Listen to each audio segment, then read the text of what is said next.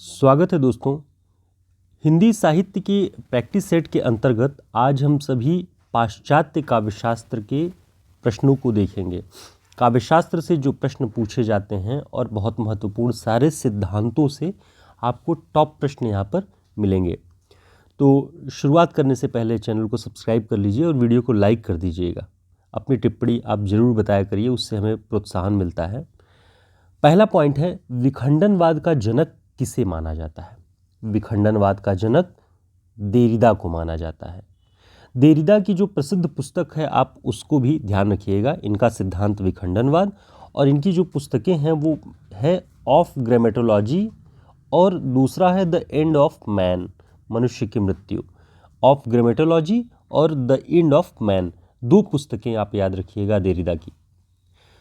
Croce के अभिव्यंजनावाद का संबंध किस भारतीय सिद्धांत के साथ माना जाता है? क्रोचे का जो अभिव्यंजनावाद है वह भारतीय सिद्धांत के साथ माना जाता है। ऑप्शन है रस सिद्धांत, अलंकार सिद्धांत, रीति सिद्धांत, वक्रोक्ति सिद्धांत। इसका जो सही उत्तर है वह है वक्रोक्ति सिद्धांत। यानी कि जो क्रोचे का अभिव्यंजनावाद था वह भारतीय वक्रोक्ति सिद्धांत के साथ उसका तालमेल तादात्म्य माना गया। उसके जो नियम है, उसकी जो स्थापनाएं हैं वो भारतीय वक्रोक्ति सिद्धांत से मिलती जुलती हैं।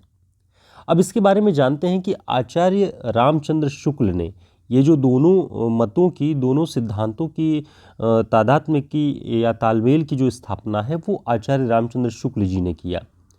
शुक्ल जी ने क्रोचे के अभिव्यंजनावाद को भारतीय वक्रोक्ति सिद्धांत का विलायती संस्करण कहा है। ये आपको ध्यान रखना है, बहुत महत्वपूर्ण तथ्य है। ठीक, कि भारतीय वक्रोक्ति सिद्धांत क्रोचे के अभिव्यंजनावाद का विलायती संस्करण है। क्रोचे का प्रसिद्ध ग्रंथ कौन सा है? स्थेटिक। जब भी पाश्चात्य काव्यशास्त्र से पूछे कि स्थेटिक किसकी रचना है तो आपको क्रोचे को ध्यान में रखना है, और क्रोचे का अभिव्यंजनावाद सिद्धांत है। वक्रोक्ति सिद्धांत के प्रवर्तक आचार्य कुंतक थे। अब यहीं हमने एक ही प्रश्न के अंतर्गत क्रोचे के अभिव्यंजनावाद को और आचार्य कुंतक के वक्रोक्ति सिद्धांत दोनों के बारे में तथ्य जान लिए। और आचार्य कुंतक का जो प्रसिद्ध ग्रंथ है जिसके आधार पर उन्होंने वक्रोक्ति सिद्धांत की स्थापना की वह है वक्रोक्ति जीवितम। यहाँ से आपको इतने सारे तथ्य ध्यान रखने हैं। अगला प्रश्न हम देखते हैं, इलियट का मूर्त विधान भारतीय काव्यशास्त्र के किस सिद्धांत से तुलनीय है? यानी एक तो हो गया इलियट का मूर्त विधान, तो जब भी परीक्षा में पूछे कि मूर्त विधान किसका सिद्धांत है या किसकी अवधारणा है तो वो इलियट का है, ये आपको ध्यान रखना है। अब ये मूर्त विधान भारतीय काव्यशास्त्र के किस सिद्धांत से तुलनीय है? ऑप्शन है साधारणीकरण, रीति सिद्धांत, विभावन व्यापार, प्रतिभा। तो इसका जो सही उत्तर है वह है विभावन व्यापार। इलियट का मूर्त विधान और भारतीय काव्यशास्त्र का विभावन व्यापार, ये दोनों एक दूसरे से तुलनीय हैं, इनमें बहुत कुछ मिलता जुलता है। तो हमारे विद्वानों ने यह कोशिश की कि भारतीय जो सिद्धांत हैं वो पाश्चात्य काव्यशास्त्र के सिद्धांतों से कितने मिलते जुलते हैं, कितना उनमें अंतर है, उनकी स्थापना की जाए और उन्हें जांचा परखा जाए। तो विश्लेषण के उपरांत यह मिला है। इसके पहले वाला भी प्रश्न और ये भी आपको ध्यान रखना है क्योंकि ये तुलनीय है पाश्चात्य काव्यशास्त्र से। इसके बारे में और देखते हैं तो इलियट का मूर्त विधान और भारतीय काव्यशास्त्र का विभावन व्यापार की अवधारणा एक दूसरे के काफ़ी निकट मानी गई है। इलियट का निर्वैयक्तिकता का सिद्धांत प्रसिद्ध है। ध्यान रखिएगा, पूछा जाता है परीक्षाओं में कि निर्वैयक्तिकता का सिद्धांत किसका है, तो ये इलियट का सिद्धांत है। अब इलियट का जो प्रसिद्ध रचनाएं हैं इलियट की वो देखिए, आप ध्यान रखिए।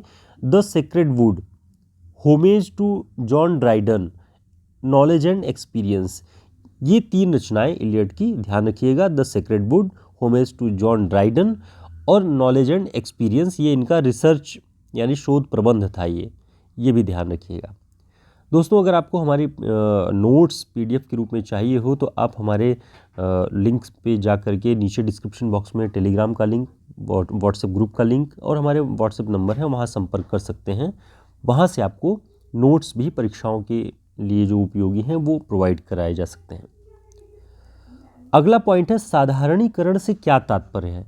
ये परीक्षाओं में पूछा जाता है और आपकी कॉन्सेप्ट क्लियर होने के लिए ज़रूरी है कि साधारणीकरण वह अवधारणा है जिसमें किसी लेखक द्वारा रचित कोई पात्र विशेष व्यक्ति न बनकर सामान्य बन जाता है। जैसे राम की रचना जो पात्र के रूप में तुलसीदास जी ने की या वाल्मीकि जी ने की, वो जब सामान्य मनुष्यों के या पाठक के पास पहुंचती है तो राम बहुत विशेष न बन के उनके अपने राम लगने लगते हैं। ऐसे ही कोई भी आप फिल्म देखते हैं तो उसमें भी जो एक पात्र होता है वो कहीं ना कहीं उसकी जीवन की घटनाएं, उसके जीवन की दर्द पीड़ा सब कुछ वो आपकी अपनी लगने लगती है। तब वहाँ पर उस पात्र का साधारणीकरण हो जाता है। तो ये साधारणीकरण से मूल तात्पर्य है। अगला पॉइंट है कविता मूल रूप से जीवन की आलोचना है, यह किसका कथन है। तो जीवन की आलोचना कविता को किसने माना है? मैथ्यू आर्नल्ड ने। आगे देखते हैं उदात्तता का सिद्धांत किसका है। बहुत महत्वपूर्ण है उदात्तता का सिद्धांत, ये लोंजाइनस का सिद्धांत है। लोंजाइनस की एकमात्र पुस्तक पेरिप्सूस है। परीक्षाओं में जब भी पूछा जाए पेरिप्सूस किसकी रचना है तो वो लोंजाइनस की रचना है। यह यूनानी नाम है जिसका अंग्रेजी अनुवाद है ऑन द सबलाइम। ध्यान रखिएगा पेरिप्सूस का अंग्रेजी अनुवाद जो है वो ऑन द सबलाइम है और हिंदी में उदात्तता का सिद्धांत। अब हम देखते हैं कि लोंजाइनस ने अपनी पुस्तक ऑन द सबलाइम, यानी जो यूनानी में पेरिप्सूस था वो अंग्रेजी में ऑन द सबलाइम हुआ, उसमें उदात्तता के कुल 5 स्रोत माने हैं उन्होंने। ध्यान रखिएगा ये पूछा गया है टीजीटी पीजीटी की परीक्षाओं में कि लोंजाइनस ने उदात्तता के कुल कितने स्रोत माने हैं। 5 स्रोत। कौन कौन से? उन्होंने कहा कि उदात्त रचना में महान और पुष्ट विचारों के धारण की क्षमता हो, यानी उसके विचार मजबूत और महान हो, ऐसी रचना होनी चाहिए। और उदात्त रचना में प्रबल भावावेग की प्रेरणा हो, भाव और आवेग जो है वो प्रबल हों। अलंकारों की समुचित योजना हो, यानी जो उदात्त रचना होगी उसमें अलंकारों की अच्छी खासी योजना होनी चाहिए। अभिजात पद रचना, शैली, शब्द विन्यास, ये सारी चीज़ें अभिजात होनी चाहिए। ये लोंजाइनस का उदात्तता का सिद्धांत कहना है। यानी कि अभिजात माने एक अच्छे लेवल के शब्द होने चाहिए। एक लोक विरोधी एक तरह से आप इसे मान सकते हैं कि लोक शब्दों का प्रयोग नहीं होना चाहिए, परिष्कृत सुरुचिपूर्ण शब्द होने चाहिए। तो ये कहते हैं कि अभिजात पद रचना होनी चाहिए और गरिमा और ऊंचाई का समग्र भाव होना चाहिए। कहीं से भी ओछापन नहीं होना चाहिए रचना के भाव में, तो तब वह उदात्त रचना मानी जा सकती है। तो लोंजाइनस ने ऑन द सबलाइम यानी पेरिप्सूस नामक अपनी रचना में उदात्तता के कुल 5 स्रोत बताए हैं। उन्हें आप ध्यान भी रखिएगा कि 5 कौन कौन से हैं। आगे देखते हैं संप्रेषण और मूल्य सिद्धांत किसका है। बहुत महत्वपूर्ण सिद्धांत है ये सब। अगर आपने एमए के दौरान ध्यान दिया होगा तो काव्यशास्त्र के पेपर में इनका नाम बहुत महत्वपूर्ण रूप से आता है, संप्रेषण और मूल्य सिद्धांत। ये किसका है? रिचर्ड्स का। ठीक, रिचर्ड्स की पुस्तकें कौन कौन सी हैं? Practical criticism, science and poetry, the principles of literary criticism, the philosophy of rhetoric.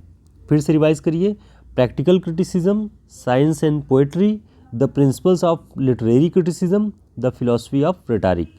तो मित्रों, पाश्चात्य काव्यशास्त्र के अंतर्गत हमने आज लोंजाइनस के सिद्धांत के बारे में, लोंजाइनस की पुस्तकों के बारे में, रिचर्ड्स के बारे में और इलियट के मूर्त विधान निर्वैयक्तिकता के सिद्धांत के बारे में, और ये ऊपर के 2 सिद्धांत जो थे क्रोची का विभंजनावाद और इलियट का मूर्त विधान, ये किस भारतीय सिद्धांत से तुलनीय है, हमने उसकी भी बात की।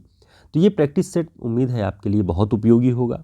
आगे भी हम भारतीय काव्यशास्त्र से जुड़े हुए बहुत महत्वपूर्ण प्रश्नों की श्रृंखला लेकर के आपके पास आएंगे ताकि परीक्षाओं में आप बेहतर प्रदर्शन कर सकें। यदि आपको नोट्स की आवश्यकता हो, आप ये सारे पीडीएफ हमारे चाहते हो, तो आप हमारे नंबर पे संपर्क कर सकते हैं। हमारे टेलीग्राम लिंक को ज्वाइन करके वहाँ पर संपर्क कर सकते हैं, जिससे आपको ये सारे पीडीएफ आसानी से प्रोवाइड किए जा सकते हैं। फिर मिलते हैं एक नए वीडियो में, तब तक के लिए नमस्कार।